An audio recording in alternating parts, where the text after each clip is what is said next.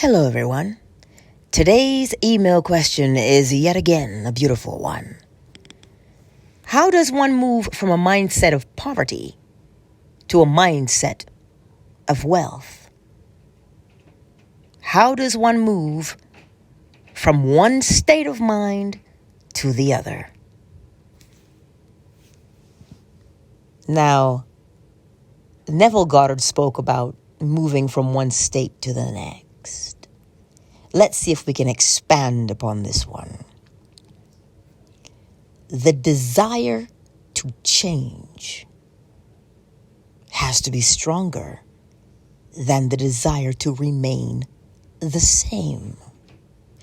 There is an amount of force required to create change. Any kind of chemical reaction will tell you this. But how does it work in every day?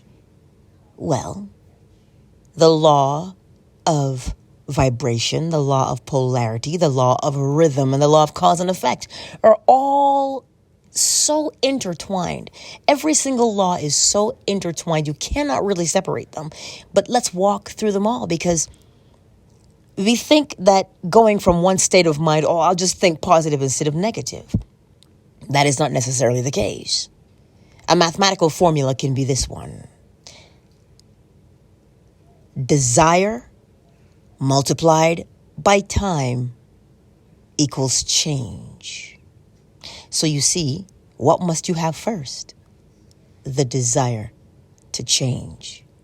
What is time? Time means how long have you been dealing with this thing? How long have you been dealing with this thing that you want to change? Let me give you an example. Per se, you have clutter about your space. I know all about clutter. Let me tell you. If you have clutter, you come in the door, that clutter, seeing it annoys you. But it doesn't annoy you enough for you to fix it. It does not annoy you enough to fix it. So day in and day out, you pass that clutter and you see it and you get annoyed, yet you do nothing. Why have you done nothing? Clearly it annoys you. And clearly you have the desire to not have clutter. So why does it not make you clean it up? Force is required. It's not enough to think positive versus thinking negative. Something has to happen to you. Here we have vibration. Remember, vibration is the rate of movement of the molecules within something. Okay? That's the vibration, because everything moves. But now, the law of polarity, you have to go from complacency, right? Apathy, because those things are pretty sedentary. They're pretty slow moving. But you see, frustration? Frustration is pure raw fire. This is why you can put up with the clutter for only a certain amount of time. Something, the desire in you then. So you're looking at the clutter, you're getting mad when you look at the clutter, but not mad enough to do anything.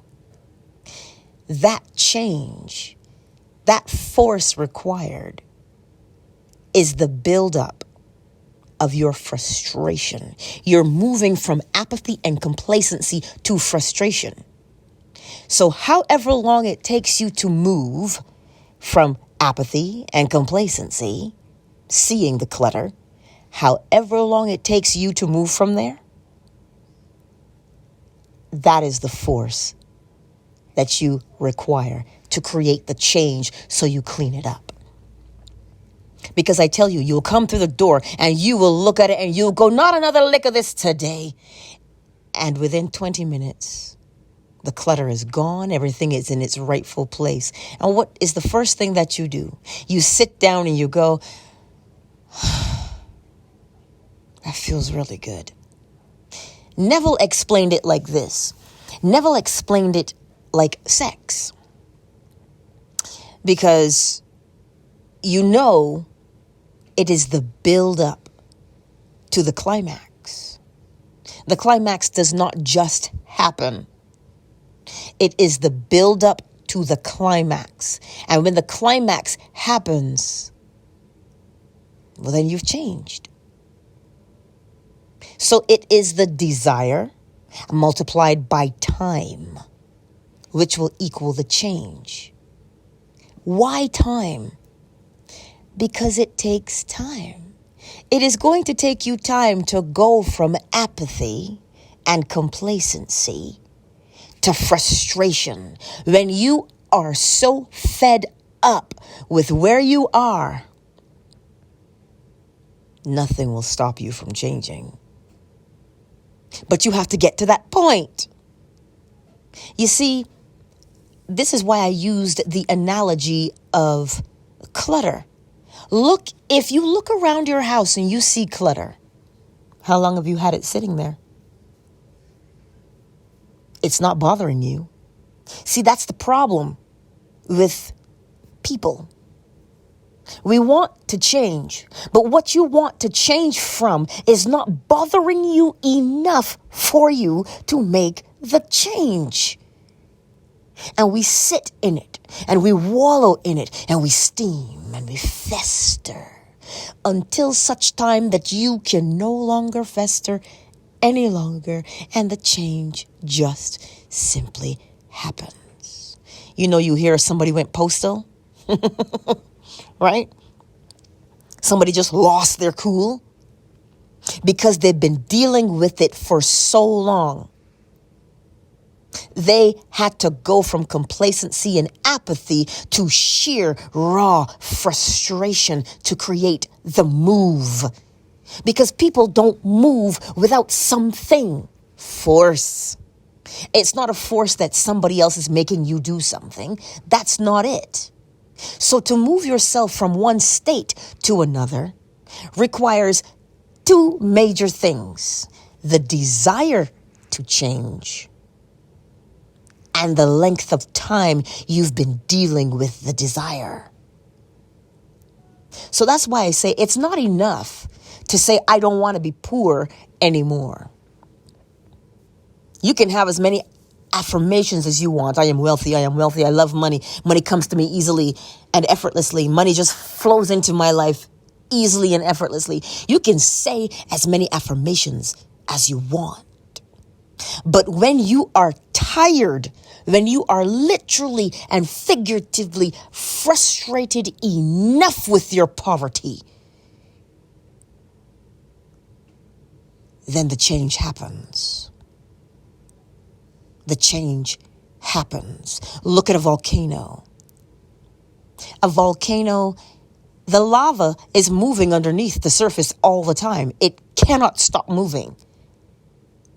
Well, it's called magma, liquid rock. It moves under the surface. It is constantly moving.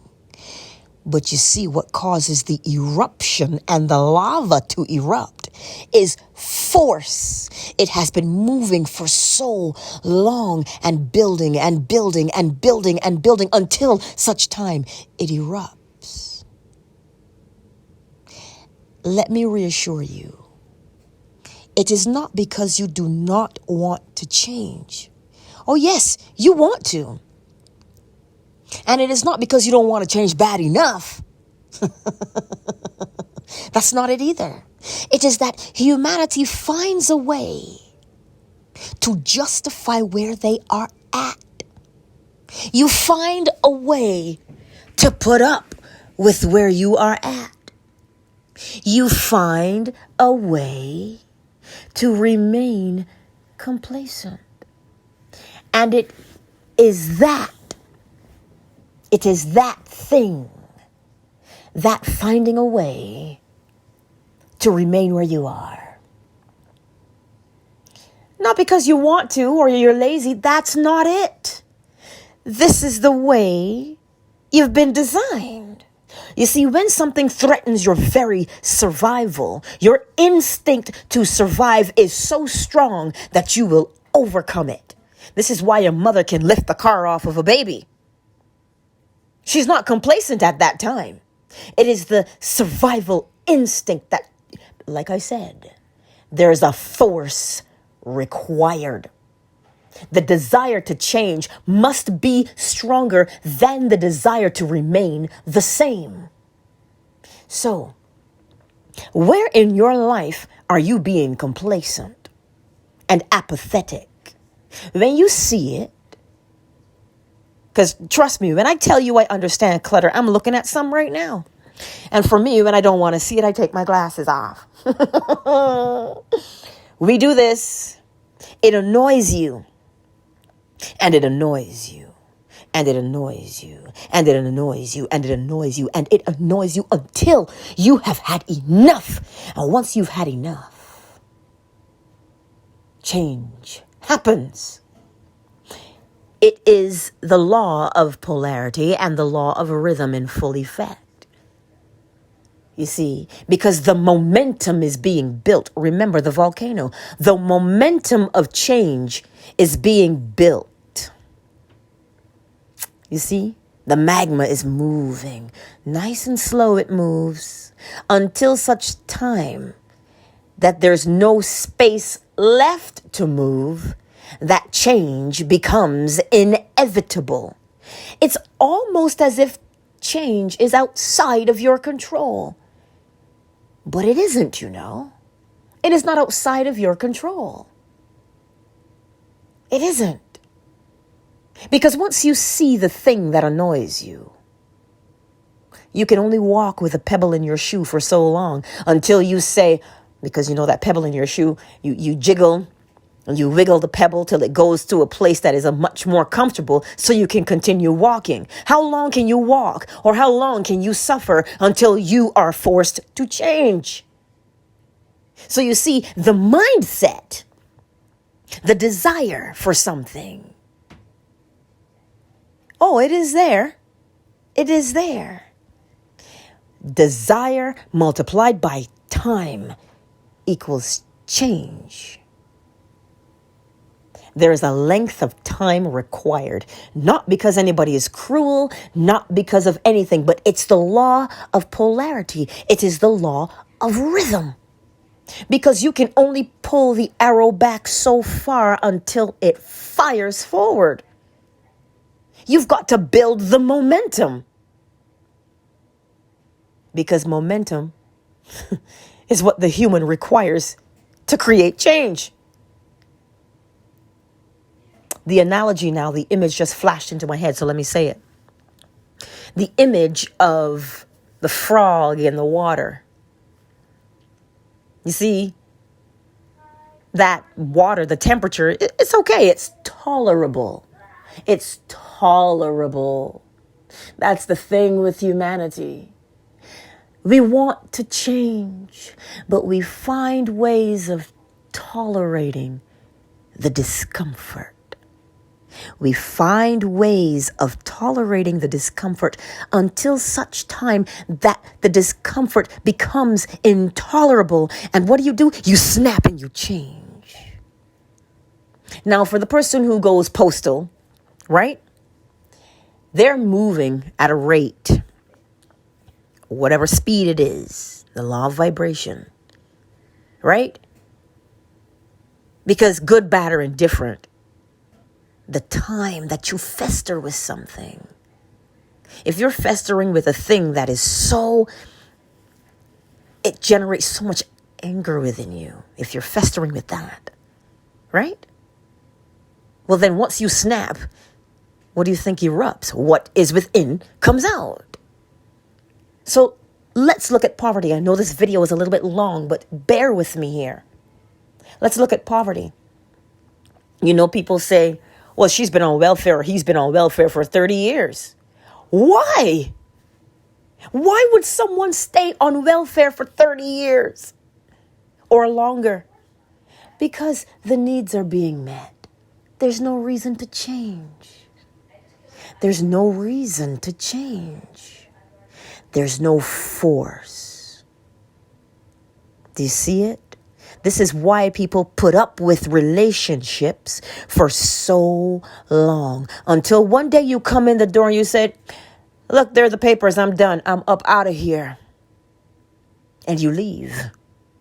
You don't look back. You don't speak. You're done. I keep telling you, it is not because you're bad or good. It is because humans find a way to tolerate their discomfort. But you can only tolerate discomfort for so long. That is the law of rhythm. It is the ebb, which is the pull back, and the flow, which is the push forward. So once you begin to feel the buildup, here's the climax. Once you begin to feel the climax approaching and you erupt, okay, like the volcano, when you do that and the change has happened, the only thing left to do now is to rest. This is why Neville, he says, you now become impotent after you have created that change. Once you've moved yourself from one state to the next, you become impotent because it is that change. But understand it.